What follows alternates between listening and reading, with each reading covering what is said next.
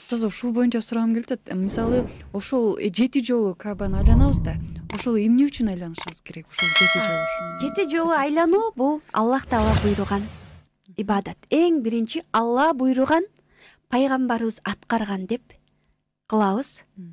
Анан бүгүнкү күндө илим өнүгүп атат, башка болуп жатат. Пайгамбарыбыздын хадистерине карап отуруп, адам баласы бир хикматындагы алымдар айтып кетишет. Эмне үчүн 7 жолу айланабыз? Билбейбиз. Аллах 7 жолу деп буйруду. Жана Куранда Аллах Таала эң көп колдонгон сан 7 саны.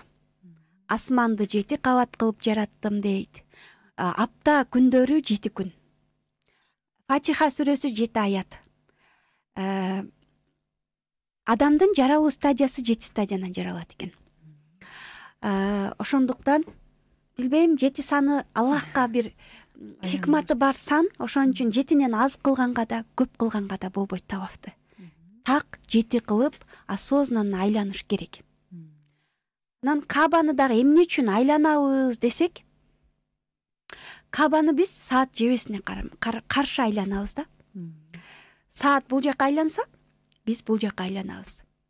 Эмне үчүн деп суроолор туулат да. Азыр эфирден пайдаланып ушул жеткирип кетсем, аламда бардык нерсе саат жебесине каршы айланат экен. Ва куллун фи фаляки ясбахун. Бардыгы өз орбитасында сүзөт деген аят бар. Күндүн айланасында планеталар саат жебесине каршы айланат экен. Күн саат жебесине каршы жылат экен.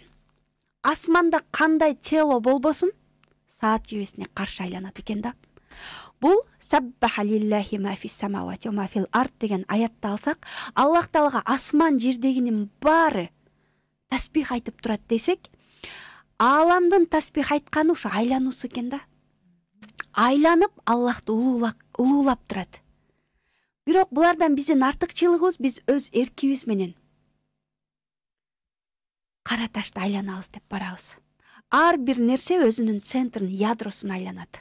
Биз мен жашоомдо эң негизги нерсе Раббим сенсиң деген маанини жеткириш үчүн Алланы улуктап, тасбих айтып айланабыз. Куран окуп айланабыз. Дуа кылып айланабыз. Бирөөлөр Алланы сүйүп айланат. Бирөөлөр коркуп айланат. Бирөөлөр эркелеп айланат да. Бул ушундай бир сонун сезим, адам сөз менен жеткире албайсың.